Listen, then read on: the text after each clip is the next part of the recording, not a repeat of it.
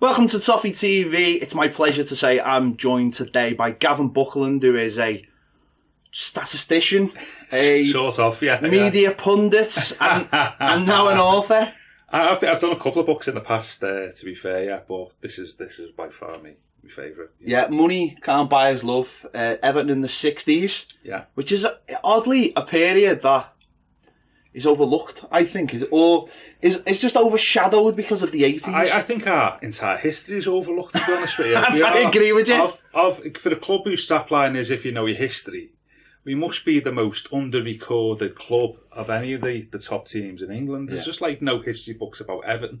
There's books about interviewing players and all that one-to-one interviews and stuff, but in terms of sitting down and writing the history of like from date 1 to date 2, we just haven't got any. So there was obviously a gap in the market there, and why not start in the 60s? It was over a decade, it was our most successful decade, winning 2 league titles, 1 FA Cup. And not only that, what I was keen to tie in the book is to tie in with the 60s massive cultural change, massive political and economic change, and Liverpool as a city was at the forefront of that, and so I was quite determined, as it were, to tie that all into one story. So, from a personal point of view, is the 60s when you started to get into Everton, start going the game? Just, I'm not that old, Ped. I might look at you. I'm just clearing that up. Yeah, no, 72 was my first game, though I took an interest. I vaguely remember us winning the title in 70. Because we went to Pontins and Ainsdale that year, and I had a new kit. In fact, the only Everton kit I've ever had, to be fair, including a pair of Alan Ball white boots. And I remember telling all the lads, like outside, playing on football on the grass, we're champions, So 72 was my first game. So I haven't written about it. I missed it completely. Didn't. I'm an 80s guy. That's quite familiar because I'm sort of in the same boat. Like I started going the game in 85, but I'd seen both league titles. I'd seen the European Cup, but I was a chat I was like 6 and 7. Yeah. So even though I can say I was there, I didn't really experience. I mean, I did cry when my dad went to Rotterdam and didn't take me. But then when you look back and go, as if my alpha was going to take me to Rotterdam. I can understand what you mean. It was like you experienced it. I had all the kits, I had everything, but I didn't really experience it. It makes a more interesting book to write as well, because you think you know about it. I've done loads of stuff on Everton, but actually, when you go into the real detail of it, you realise that there's a lot of stuff there that's laying uncovered. Yeah, and also what you were also faced with is narratives that have grown up over the years. That actually, when you look at the facts, actually. We said that wasn't right. Something different happened there. Oh, we didn't know that happened. Yeah. Why haven't people told that story? So I do intend to hopefully write something on, say, the 80s in the future, but that'll be a different book because I was there. This is a far more enjoyable thing to do because I wasn't. And so you're learning new stuff.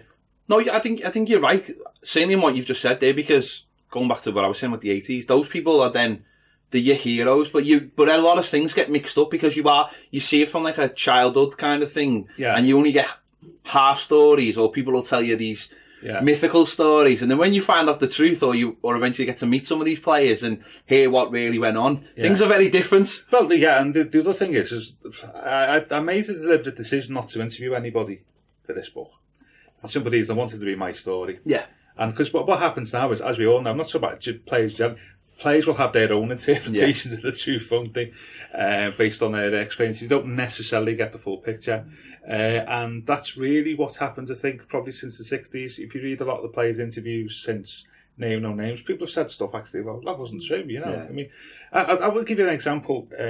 Alex Young always said that Harry Katic had it in for him, and Harry did this and Harry did that, so. But when you actually look into the detail and look at the stories, say, for example, Alex said that Harry blocked his move to New York Rangers. He wants to go back to the end of his career, 68. And Harry didn't like me.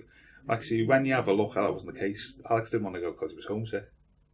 That was what was reported at the time. And So you always get that type of thing, which I think it's always good to correct that type of thing. You get that. This is what it was like at the time. And what I was keen to do, but two or three things. The first thing was I wanted to write it as a neutral. I didn't want to write it as an Everton fan. Yeah. I wanted to say if I'm writing this as somebody who's not an Everton fan. And the second thing is I wanted to not do like an all singing or dancing. Everton 60s were fantastic. School of Science, Holy Trinity, really just brilliant, and lots of cheerleading and all that. I wanted to do it as a true history of the 60s and up to 73, which it goes up to, including a lot of the darker stuff, which there was during the decades involved in Everton, purely because we were very rich. And if you're very rich, you're a target for people. And I was quite keen to show, to shine a light on that darker stuff, just to give it a bit of balance and a bit of context. Well, you mentioned being rich. Obviously, we were called the Mersey Millionaires. Yeah. John Moores came in and obviously bankrolled the club. So, was he the first real kind of, that kind of person? Yeah. The sorts of people that proliferate in football now.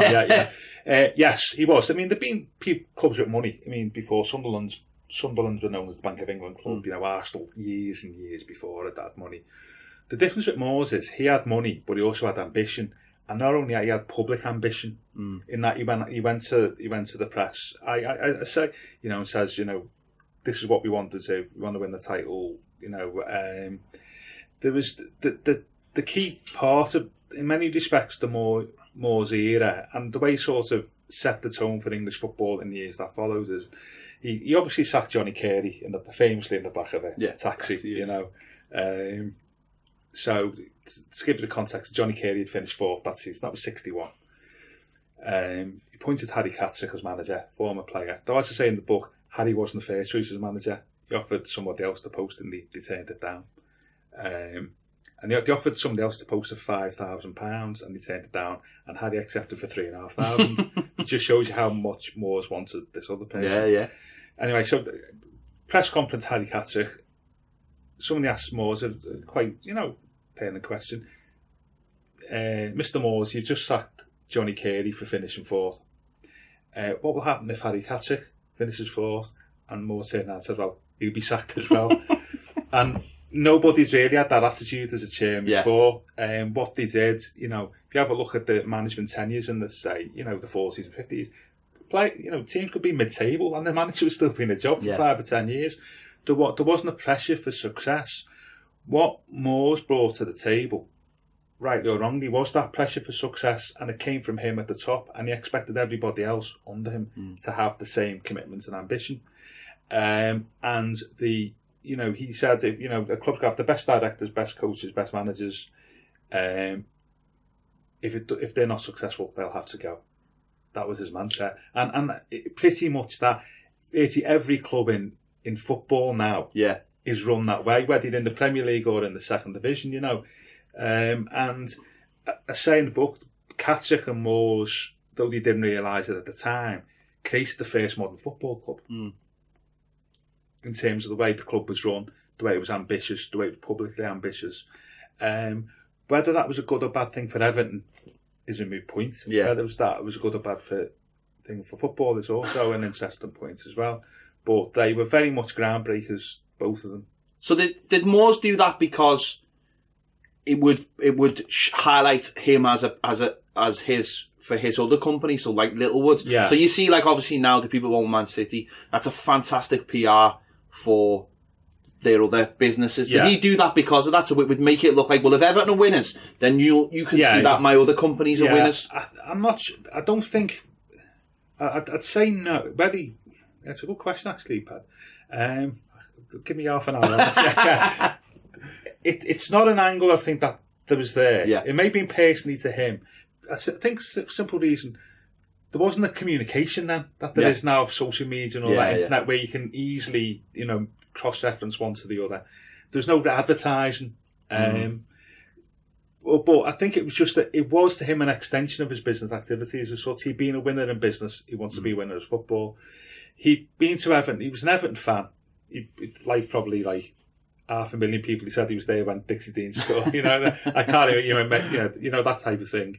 He was an Everton fan. He wanted Everton to be successful. That's why he joined the club.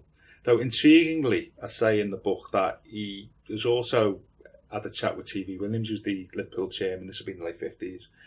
And he was offered to join the board at Liverpool, and said that he thought about it because I had a leaning towards Liverpool. So I don't know which side of the fence he the whole Moores family's a little bit like that, though, well, isn't it? That's really intriguing, you know, because Littlewoods, of course, involved themselves in both clubs. At Everton, obviously, they gave money to purchase players. At Liverpool, like Littlewoods, architects designed the stands free of charge. Littlewoods could give amateurs on Liverpool's books jobs, give them time off to train. There was this intriguing position in 63-64 where I think it was like 28 people, either Littlewoods employees or part of the Moores family, and 30% of both Everton and Liverpool. God. Which, if you think about that, now the Premier League would be all over that as a conflict of interest. Moores himself was a Liverpool shareholder whilst being Everton chairman, but he was quite clear where the line where the line crossed. He says he would never do anything to support Liverpool from a financial perspective. It was all Everton for him. What he did say, which I think is something that was of its time, was that he believed that both clubs in the city, for them both to be successful, was really important. That they sort of drove each other on. And you see that, say, Manchester over the last 10 years. And it's no coincidence that our successful periods in the mid-80s, Liverpool was successful, the 60s, both clubs were successful. So there's something in that. Whether, say, Macheri would get away with that saying. No, do you know what, though? I fully agree. I fully agree. He likened Everton, Liverpool to Real Madrid and Barcelona. And he was very much a visionary and a modernist like that. I think he just wanted Everton to be successful, as he was a sort of fan, and he wanted the city. He'd taken a lot out of the city in terms of, you know, people gave him money. Yeah. You know, doing the pools and stuff. I think he felt it also was a little bit of putting something back in. Yeah. You know, and that relationship with Littlewoods has stood ever since. You know, really with Evan in particular. And it's an intriguing character, Moores. Yeah. He was a man of actions. The story that sums Moores up for me is Littlewoods used to start the mail order stuff, and you know, this made fortunes of it. This is from the 30s onwards, and tell the story that they had problems with British Rail carting their stuff around the country. Imagine what the railways were like then. Right, you're probably better than what they are now, to be fair. And the stuff was always getting damaged in transit, so he invited the head of British Railways, I think they called the town, to the Littlewoods office in Liverpool, and he had a Littlewoods wardrobe in his office. And the fella come in and he started complaining to this fella. That's what he's doing. Anyway, he got one of his employees to bring an axe in. And in front of the fella, he smashed the wardrobe with an axe and said, "That's what you're trained to do to my wardrobe. Sort it." And that's all you need to know about John Moores.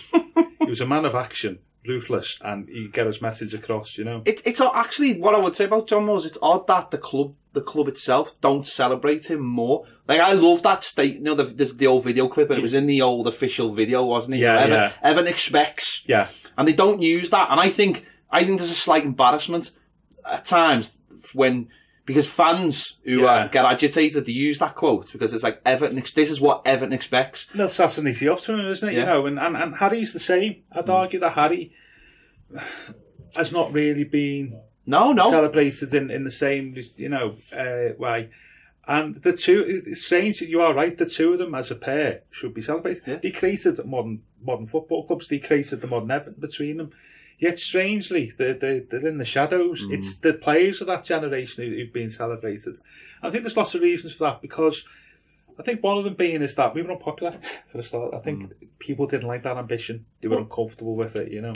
One of the things I wanted to ask you though was how John Moores acted at odds with how Harry Catterick acted. Because one of the things that, I mean, listen, these are one of the things that you hear as you grow up is that the reason why Liverpool was so popular, or so popular in the media, is because of Bill Shankly, because he was so outward and he gave the press exactly where Catterick didn't want the media anywhere near them. No. So if John Moores is someone who's telling everybody what Everton going to do, and Catterick was a very private person, how did that balance itself out?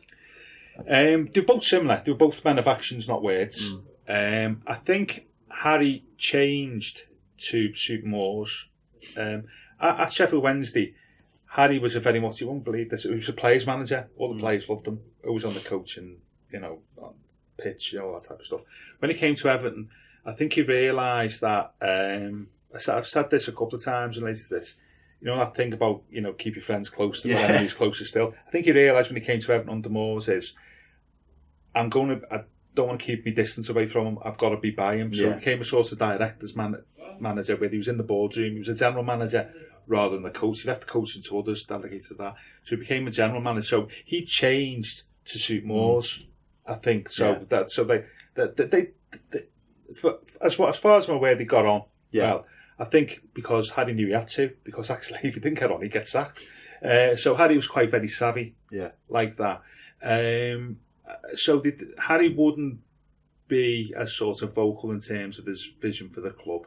He was quite circumspect with the media. I think that there was an instance after he got beat by Sheffield Wednesday very early on at Goodison 4-0 in 1961, where some of the players went to the media afterwards and complained. And I think he realised quite early on that actually what that means is don't let your players near the media and be very circumspect with the media. And I think he distrusted them. But he was straight with them. He told them what he needs to say, and that was it. Shankly is, again, this is one of these myths and narratives that has come over the year. Shankly, when he first came down from Scotland, was similar. People couldn't understand him. Michael Silver. Eric Todd in The Guardian said he speaks in riddles, as it were. And he wasn't like that media colossus that people said he became. I think in the mid-60s, television, the press, all that, the popularity of the game skyrocketed because of the World Cup. You had matches a day on. I think people, as I say in the book, the media needed people to sell the product, and Bill was ideal for that. So I think the press needed Bill more than Bill needed the press. I think at some point later in the decade or in the early 70s, the reverse happened.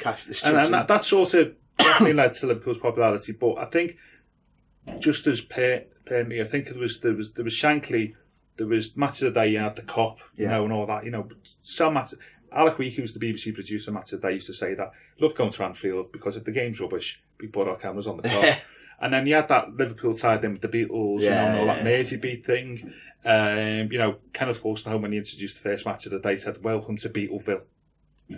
So that the links, and they had the old cops singing all the Beatles songs. So the links of the feel-good factor in the city were more associated with Liverpool rather than Everton. And I think that's why the media grew to love Liverpool Football Club. And those roots that were planted in the mid-60s about both clubs are still there now. So why didn't we get that though? I mean, even in your book there, the font is the Beatles font. We've seen it last week on the Gladys Street, the whole thing. You see pictures of Paul McCartney, the 66 FA Cup font, whether he was a blue one. I mean, he always says his leanings are... He's a bit like John Moores, isn't he? His leanings are towards Everton. But so why didn't we get that then? Because everybody hated us. Because we won the title. We were treated like... think of the disdain in which, with all due respect, Chelsea were regarded when the Mourinho came in and Abramovich and all that type of stuff, greedily gobbling up players, exorbitant prices, bullying clubs to selling them players, become more popular with other support, support of other clubs, and Everton were like that. You had that far more prevalent north-south divide in the press then, and the Southern press loved Spurs, Manchester press loved United, so everybody hated us. So there was something about this I read the other week saying about whether it could have been Everton if Everton, the Beatles had started a year earlier. No chance. Because everybody didn't like us. Liverpool were the new kids on the block, the lovable underdogs. Well, essentially they come out the second division, and we were I talk about that in the book. We were historically the bigger club. We were football aristocracy. Liverpool weren't. But we being founder members of the Football League. Seriously, I'm not saying Liverpool we're not. In the same way. So Liverpool coming up from the second division, Beatles, all that tied in perfectly. And we all of a sudden looked very antiquated, very very old fashioned, and the club never really did anything to rectify that. And whether we have done since that, I'm not. No, we haven't. I can sit here right now and say we haven't. And that's not necessarily a bad thing, by the way. Well, in some respects, I disagree. I think. No, I'm not saying totally great. And there's some elements that you want to retain. But the club, there was an interesting one thing that the club in '64, without worried about the bad press, they got two academics from Liverpool University to do a study on Everton's media relations. There was lots of things came out of it, and they made a load of recommendations about. When are they going to start implanting them? Well, I'll leave you to that. But get a press officer, treat the press better, give them more access to the players, all that, all that type of thing. All the things they weren't doing. Guess what the club did? Nothing. Yeah, that sounds like Everton Football Club. No, but that's what I think, and I think some of that became because they got so much stick. Yeah, they obviously had the well-known people accusations over the drugs and bribery in the early ~60s, so they were quite distrustful of the media, and that was understandable. And I think that sort of drove a little bit of paranoia. Yeah, unwittingly or not. So I think they were very circumspect about outsiders. Somebody in the late '60s, early '70s stood up at shareholders meeting and said, "Why are Everton anti-everything?" and I remember as a kid, that was the sort of like message I was given. Yeah. That everybody hated Everton. They didn't like anybody, and they were anti-everything. Didn't like television. Blah blah blah blah blah blah. And and that came because of this desire to succeed. Yeah. It was all about winning. Yeah. And I think that's great. But ultimately, that can be quite a negative thing. That can lead to insecurity amongst players, amongst staff, all that type of thing. And that certainly happens with the club. And that's when I say about Moore's Catholic starting the first modern football club. In some respects, that is not necessarily good. No. Because it wasn't good for us. Somebody wrote when we sacked Billy Bingham in '77 said that. Colin Mallerman, the Sunday Telegraph, said that. The desire for success at Everton over the years has been very damaging and counterproductive, and I think that was certainly by the early '70s. That was certainly the case, But it's a great story. It was a unique story at the time. It was revolutionary. At the time, and even better because it is a time when the world was changing. Yeah. The Guardian said in 2013, it was 50 years from 1963. They said 1963 was the first year of the modern world, and because lots of new things started. But that was when we won the title. Yeah, with money, you say, and that was the first time that had been done. So our title victory was in tune with the times, the way the world was changing. What I find interesting about that is, being a hated club is Everton has essentially been, you said before, about not being written about. Everton are one of the most unluckiest clubs ever. League title holders at the beginning of both World Wars. And I know it's a long, long time ago, but we're talking about the '60s now. Is that there didn't seem like there was any sympathy for us. Whereas you look at, like, obviously what happened to Man United in '68, winning the league, winning after what had happened with Munich, obviously, previously. Man United gained a lot of sympathy from that, but it doesn't seem like Everton gained any sympathy, or just a little bit of slack. Sympathy because of what had happened with the World War, the Second World War. Haven't. You know what I mean? No, I get that. I mean, certainly '39 they had a great team. Yeah. If you read stuff in the '60s, they say that the best Everton team was the 1939 team, and like a few people who not around, but sort of like had parents who were around and stuff like that at the time. But it said exactly that. Yeah, I just don't. For some reason, I think what it is that there's something deeply significant that was to talk about in the very end, to do like a sort of wrap up chapter, about things, and to talk about that type of thing, about how we've never really left any sort of legacy. Yeah.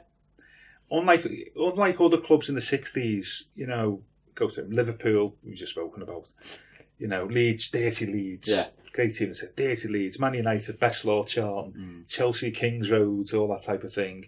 West Ham had winning the World Cup. Spurs had the double team. All teams and clubs that of that time who left something for popular culture. Yeah. Where we didn't. Yeah.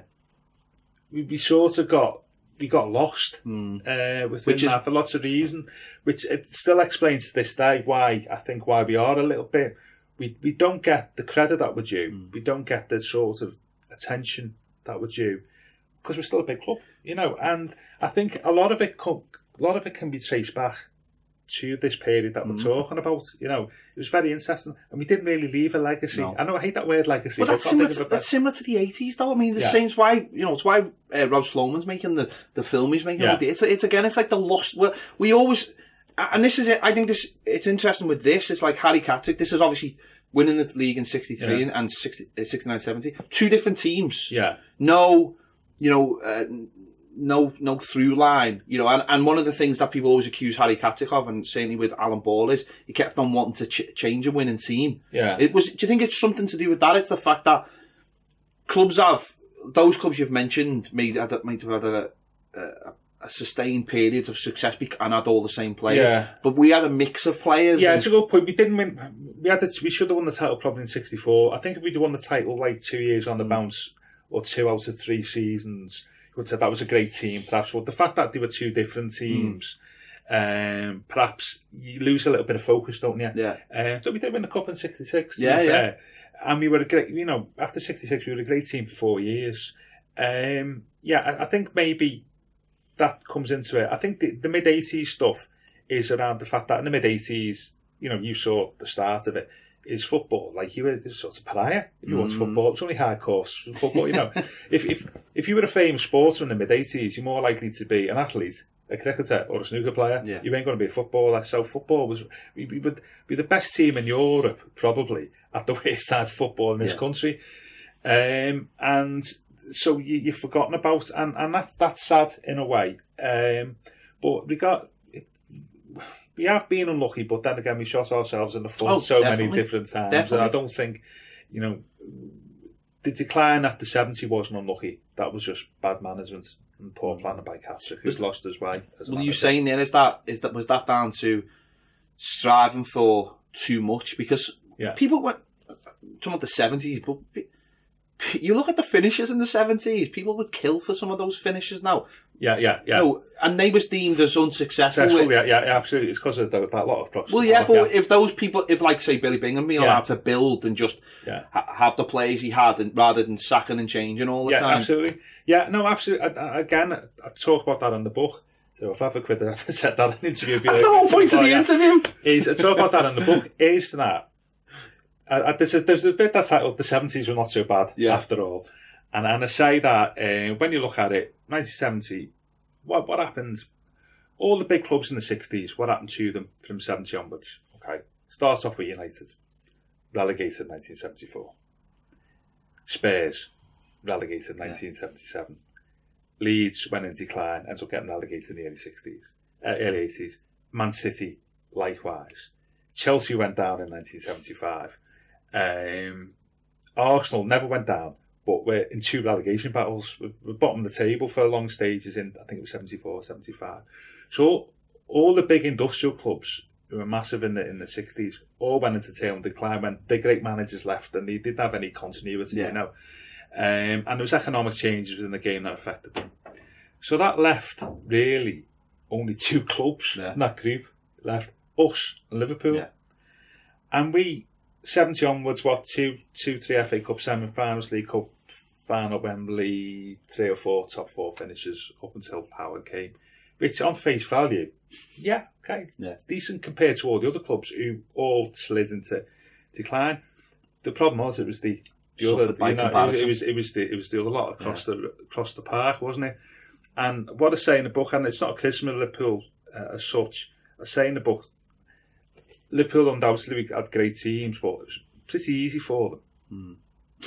It could have been us. Yeah. If good management, it could have been us. Yeah. Look at the teams that finished up, runners up to Liverpool, 70s, early 80s, QPR, Watford, Southampton, Nottingham Forest, Ipswich. Not massive clubs, massive giants. They were provincial clubs, and that could have been us with good management.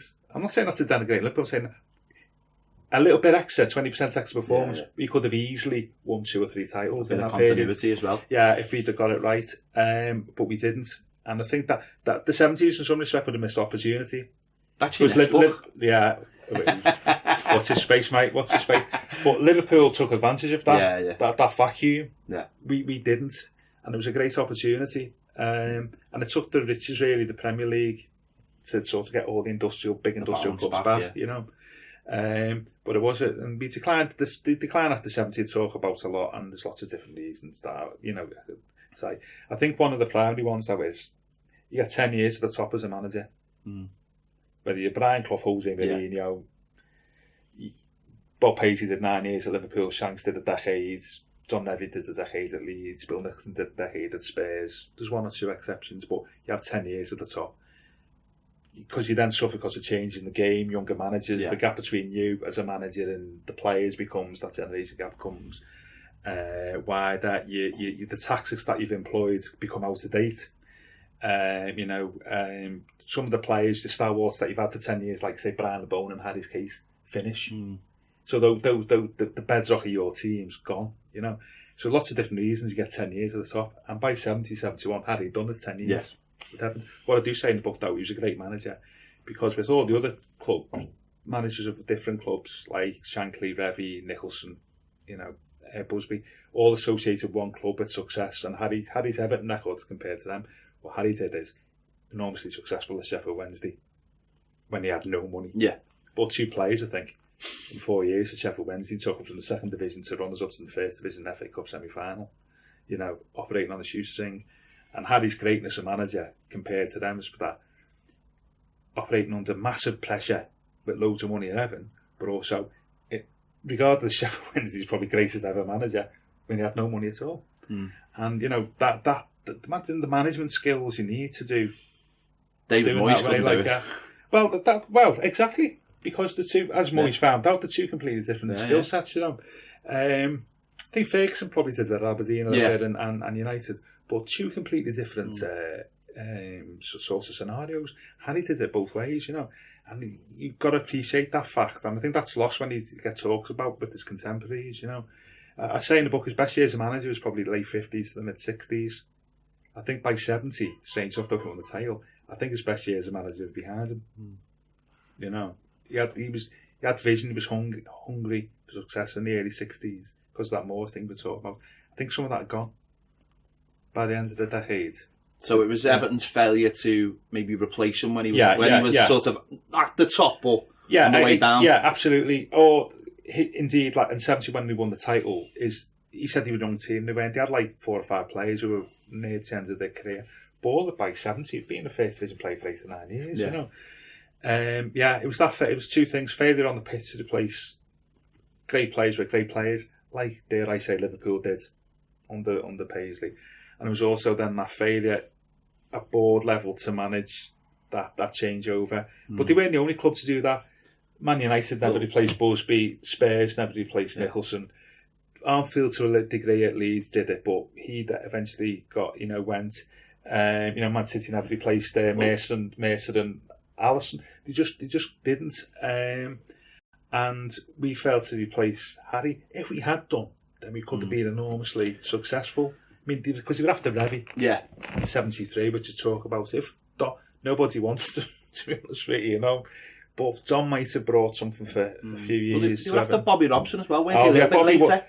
At 73, Bobby, Bobby was after. I mean, I think Bobby must have earned a fortune off Everton's incest. 3 times he went after Bobby Robson, didn't you believe? Was it 4? Yeah. 73, 77, 81, and the Barcelona, when he was at Barcelona in 97.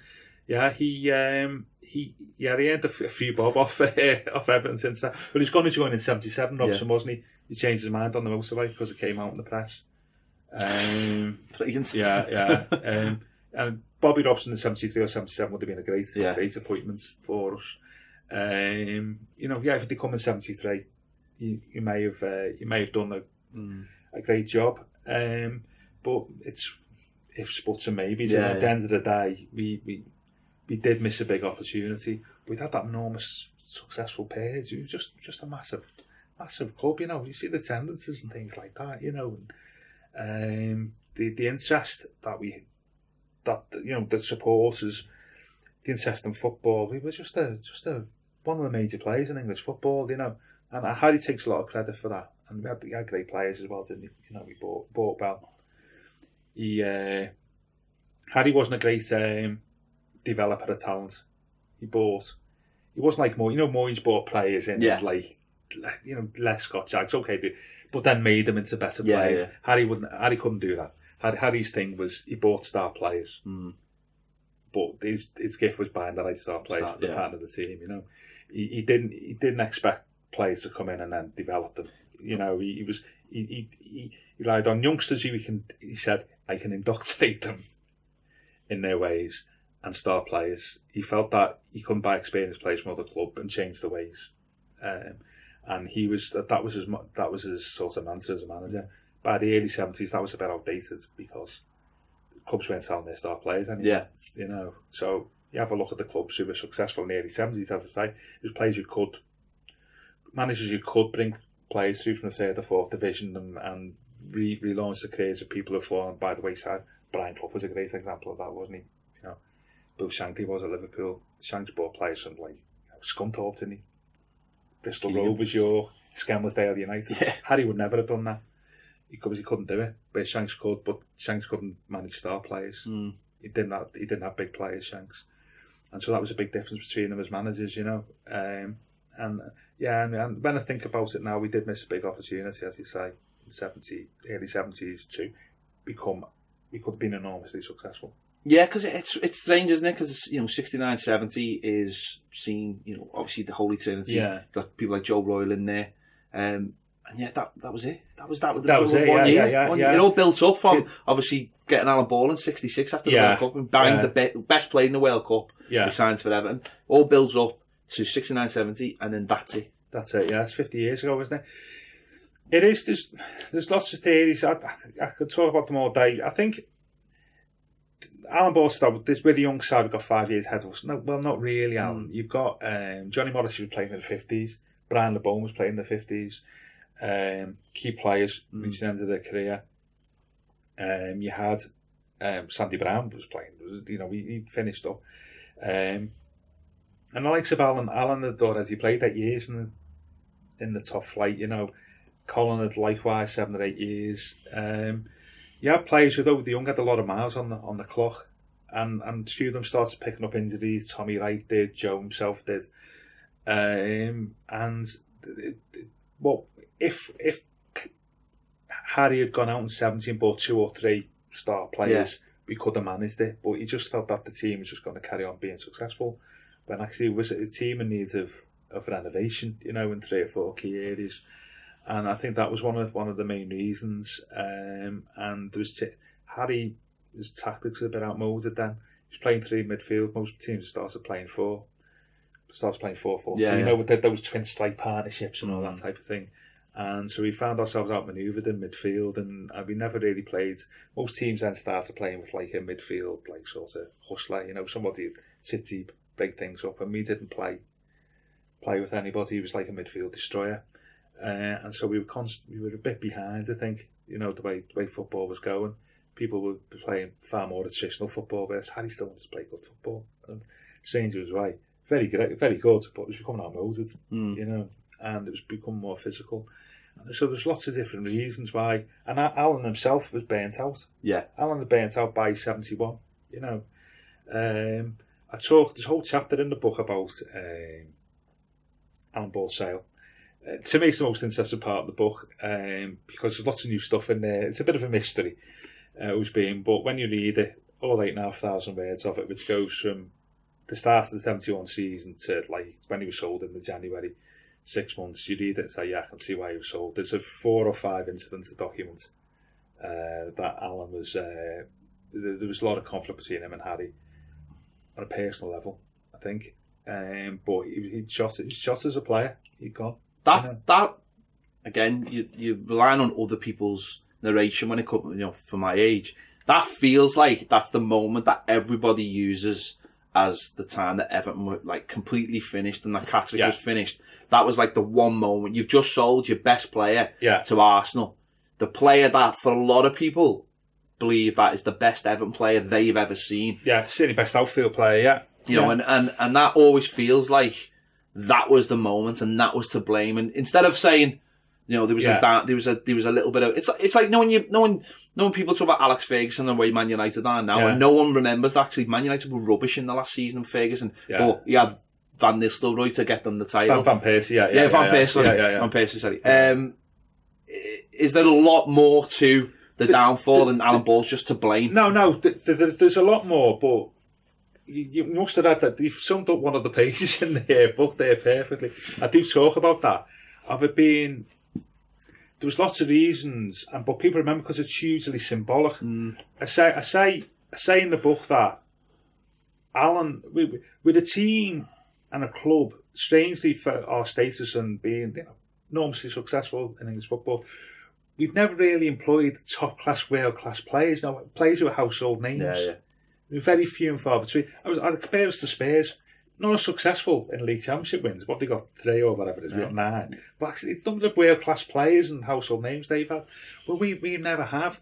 And I do say that one of them was Alan Ball, who sort of like, in the time at Everton, he was one of the most famous footballers in England, one of the best footballers in England. So he was world-class and he was famous. And we've had very few of them. And he was the only Everton player whose name was known through every household in the country. Yeah. So when we sold him, it was hugely symbolic, because I can't remember the words. It's like selling the family silver. Yeah, that's what Harry did. Justified in selling him, but it was hugely symbolic. And I say in the book, what you're saying there, it diluted the national standard of the club has never been the same since. Yeah. And I say, going back to your early point, it sounds like you co-wrote this, is enormously successful in the mid-80s, but that's when interest in football was at its rock bottom. Yeah. I think 15 million people watched top-flight football in 1970. It was like 8 million in the mid-80s. It's sort of gone down 40-50%. You couldn't watch it on TV. No, you couldn't watch it on TV. You had hooliganism, you had all that type of stuff. The game's image was just dreadful. And so, in a different era, we would have got far more attention, going back to your point before. But the sale of ball was hugely symbolic in terms of it symbolised the end of the Moyes era, the Freudian slip, the Moors era. Yeah. That they doing the Mersey Millionaires, bought everybody, successful, now sold. I don't think he was the best player in 71, but our most famous and historically best player. And we never really recovered. And some would say, and I would say, we've not been the same since. I suppose it's sort of like selling when we sold Lineker, in terms of if we kept Lineker, you had a player who'd won the Golden Boot in a World Cup, a very, very popular World Cup. Yeah. A very popular World Cup in this country, because England would seem to have done very well. And, think if we kept him for 2 more years, Everton standing off the back of him would have just gone up and up and up and up. But we sold him at that crucial point. And we're so guilty of doing that so many times in our history. Yeah. There was lots. Yeah, the Lineker one's a strange one, but you are right in that. He was like one of the most famous footballers in Europe, wasn't he, at the time? He would have been playing for us the following season. And people say, it didn't really matter because he won the title. But it's as you say, it's the years after that. That the important thing, isn't it? And whether he stayed, we may be viewed differently. We may perform differently. But the Alan Ball sale, which I do talk about a lot, Alan was a very complex, Alan was a complex person himself, and him and Harry was a complex man himself. That sort of that sort of being against each other. I think the sort of that friction was quite intriguing, really. But Alan was a great player for Everton. He was a great player, but Colin was a great player for Everton. I say in the book that good students of the game around the time. Someone like John Levy, Joe Mercer said out the Holy Trinity that Colin Harvey was the best player out of the 3 of them. I suppose that's a good thing about the legacy, is that people of my generation, because I never seen Alan Ball play, I would never say Alan Ball, Alan Ball this, Alan Ball that. I always say the Holy Trinity. We always point to the Holy Trinity. And I think that's a good thing. Maybe people who watch them play might have a favourite, but if you didn't watch them play, then you wouldn't necessarily say that. It's like when you talk about, people look back, if you did that about Moyes' team and stuff, you wouldn't go, Arteta was the greatest thing ever. You'd go, we had Arteta and we had Cahill, and on the left we had, Baines, and you wouldn't pick one out. And that's better because it's a team then, isn't it? Whereas, and I think that is the good thing. We haven't got a statue to Alan Ball, but a statue of all 3 of them. Yeah, he should be remembered. Rightly so, because all 3 of them were integral part of the of us winning the title. Though strange enough, the year we won the title, I say this in the book, how many games did he play together out of 42 where all 3 played? 24. So we only played just only half the season together. Because Alan had some disciplinary issues. Colin obviously had the eye injury he had himself for a couple of months. Thing. So they weren't like 42 games together. Some people said, "Oh, it was the only 3-man team to win the title." No, it wasn't. Okay. Individually, they all contributed, but there was lots of games where all three of them didn't play. So it was a team, a bit more of a team effort than people think. But you are right. Harry was a great fan of midfields. When he spent big money on players, it was for midfielders, you know. Because he viewed them as the engine room, and the team was only as good as the midfield. The attack was only as good as the midfield. And I think he saw England when they won the World Cup. They played 4-3-3, and when he was alive to the possibilities of doing that when he bought Alan Ball, so he can play 3-man midfield. He had Ball and Harvey there, and then he bought Kendall 6-7 months later, and then he just progressed from there. And I think 68 was the big year where they really started to gel. Colin became a far better player. Howard got his foot under the table, and that 68-70 period, they were fantastic for us. But strange enough, Howard's best years was probably after that, because they were different ages, you know. Yeah. Howard was a couple of years younger. Howard's best year was probably 70-72, maybe 73 when he left. But yeah, that's great. So, and it's great that you can. I talk about symbols and legacies, don't I? That is a symbol and legacy for us as supporters, isn't it? And I think it's right. I think the statue is great, you know, and it captures that the three of them together, you know, brilliantly. One player we haven't really mentioned, and maybe links some of the teams together, is Brian LeBone. He? Brian LeBone was very. I say in the book that Brian was. Brian's problem, I think, at Everton is, when you think of Brian LeBone, you think of Everton's number one ambassador, number one supporter. I know he's sadly departed, but even now he's still do. He's Mr. Everton, isn't he? You know, he's the one who comes out with all the sound bites, all that. He sort of embodies, you know, supporters like wishes and ambitions, doesn't he? You know, and what I say in the book is that vision of Brian LeBone is overshadowed his like playing career at Everton. That he was a fantastic centre half for us, a great skipper for us, you know. One of the reasons I alluded to this before, we fell apart like after the 70s. Brian's career ended. Harry lost that presence in the dressing room, and he was a fine defender, Labby, you know. Strange enough, he wanted to retire in 68, and I think sort of Alf Ramsey sort of kept him in the game. I think, and Alf said that Brian can is becoming a great player. He was runner-up in Footballer of the Year for 68 to George Best, which is fair enough, really. You know, if you've got to come second to football belt, make sure George is the first, you know. And he was like the figurehead of like that whole decade. He started in the late 50s, still there in the early 70s. He was that noble leader, that noble Everton player, and he's strangely not forgotten about in that era, but he's just taken for granted, isn't he? He's not a striker. That's the thing. But we love our centre halves though, and yet he's so somehow overlooked. I think you're right. I got to know Brian sort of because I used to, in my early 20s, I worked on the railway. Yeah, and Brian frequented the railways every single day. I used to see him, and you weren't carting Littlewoods mail order stuff. No, I was throwing things. Yeah. And I used to, and I wouldn't, but I couldn't, even though I was in my early 20s, this was played in the 60s, I could not speak to him. And I remember I was at Muggle Station, and someone I was with was like, that's Brian LeBone. They're like, who's that?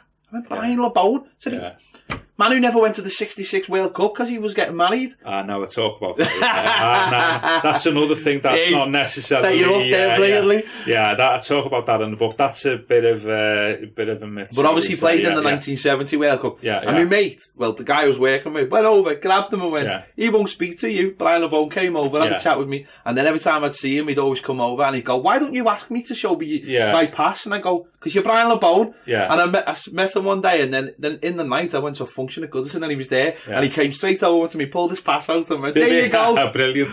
As a kid I used to call him Brian the Bone. Like, you know, when you're about 4, you know, how Howard Kegel.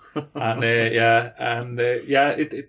it's funny, those obviously a little bit older than yourself, but those plays are there for your life, you know. I remember Howard passing away, you know, 2015. I'm being really upset. Was Howard passing away, but they're like like part of your life. They're like extended family, aren't they? You know, and even if they're long gone, they're still there. You know, and still revered, and quite rightly so. Yeah, because when they had that, you know, that Millennium thing they had in 2000 about Evans plays, and they said like, because Alex Young got it in the 60s, and like he was saying, well, I said should have been Alan Ball, and I wouldn't have. I said Brian LeBone was because he played for the entire decade. Yeah. And he was the leader of the team, captain, enormously influential, and he was our most important player of the 60s, which I do say that. And obviously the man who came out with the one the 20, episode, 20 Liverpool things, because again, like you saying before, it's a line that symbolises that people will use. Yeah, you know? it's you know, you could. It's a joke, isn't it? Really? It's not no malice in it. Like he was old school, wasn't he? He wouldn't have met it, but it is a great line. If you've never watched the original official history of Everton, there's some absolutely brilliant line. But it's funny because there's almost an attitude from some of these players, like we said, John Moores, Brian LeBone. There is an attitude of this is Everton Football Club, absolutely. And that attitude has been lost in the Premier League era because a lot of. Don't know whether it's fans or the club or things that have been left over from the 60s, like you've seen before. We've let other clubs just pat us on the head, and that I suppose you don't know that's missing if you haven't seen it sort of disappear. But there's a lot of instances I think of that just completely going away. Well, goes back to what we were saying before. Is our statue of original members of the Football League? You know, it annoys me. And one thing that really browns me off in football, especially when you read press. There's younger lads in the press and all this, you know. Well, not from Liverpool outside, but it's all about Liverpool. It's all about Liverpool and Everton. It's all about the derby. So Liverpool, massive club, historically the bigger club. No. Up until the first 80 years of football on Merseyside, Everton, more trophies, more success, bigger crowds, bigger clubs. Bigger play, you know, that type of thing, you know, richer club, I mean, you know, right, than Liverpool, and we were regarded like that, both within Liverpool and that lasted. That lasted probably till probably the mid '70s. It's when Liverpool started winning the European Cups. It started changing, where Liverpool then started to pull ahead, and people look at the derby record now. Our derby records, it's like, as we know, it's atrocious, but. It was only until Everton had won more derbies than Liverpool up until like the early 80s. But it's still, that's the thing. You know what I mean? It's still quite equal. Yeah. And then when you look at it and go, it's still quite equal, and we haven't won one for ages. Yeah. That'll change. Yeah. But you know, when people look at the derby record and go, well, Liverpool have won 25, whatever, it's more derbies, that means they're more successful. No, actually. 80 odd years in football in the city. So, 80 out of 125 years football in the city, we were the bigger club. Be the more successful club, and people don't realise that. And that's what I say to me Liverpool support mates, is that to say you're the most successful club in the city, you've got to be the biggest club in the city for 80 years. Yeah. Now, you've only done it for 40 years, so come back and speak to me in 2050, and then you can say you're the biggest club in the city. The problem is, they've been the bigger club during the black and white and colour TV years, haven't they? We were black and white, they were the colour, and that's the difference, isn't it? But I think that attitude you're talking about the most, that comes from that arrogance of being the biggest club in the city, one of the biggest clubs in the country, the richest club in the country, and that's been lost because actually things haven't been great on the pitch. You know, it's interesting little psychological stuff, and I do talk about that, and people forget that. We've been the biggest club in the city for the majority of football in this country. Yeah, you know, it's only because I say the colour television, Sky TV age that's all being forgotten about. I mean, you say that. The thing that annoys me more than anything is that we're not even getting put into that group anymore. We're getting into putting groups with West Hams and Leicesters and Watford and Wolves and these clubs. And that's what annoys me. I don't mind. Yeah. I don't mind. I've got no issue. Liverpool are the European champions. Yeah. I've got as much as that grates on me. I look at that and go, well, they deserve now to be held up there with your Barcelonas and your Real Madrid as it stands. Yeah. But for Everton to be put into a bracket with all these other clubs is just... Well, Wolves have been a big club in the town, by the way. Yeah, you know, if you have a look at the all-time league table at 1970, the two most successful English clubs in terms of points won games were Sunderland and Aston Villa. You You know, so yeah, it is frustrating, isn't it? Well, it's not frustrating, but we've only got ourselves to blame. And we've got to rectify that, and hopefully we will rectify it. The gap between us and I think people are now going to the fact it's now not top 6 anymore, it's top 2, and then 4, and then the group.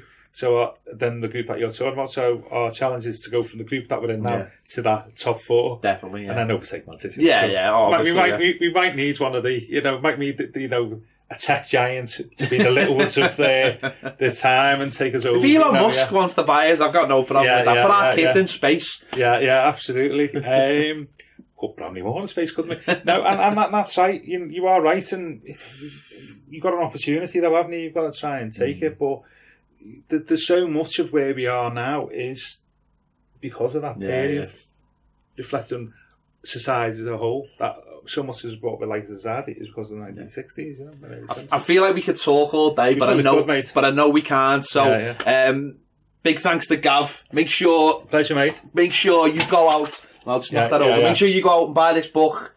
Money Cant Us Love.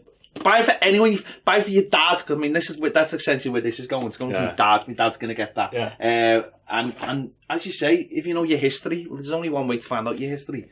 Is by reading fantastic books like this. So as I said, big thanks to Gav. Make sure you get this book. Thanks for watching Toffee TV. We'll see you later.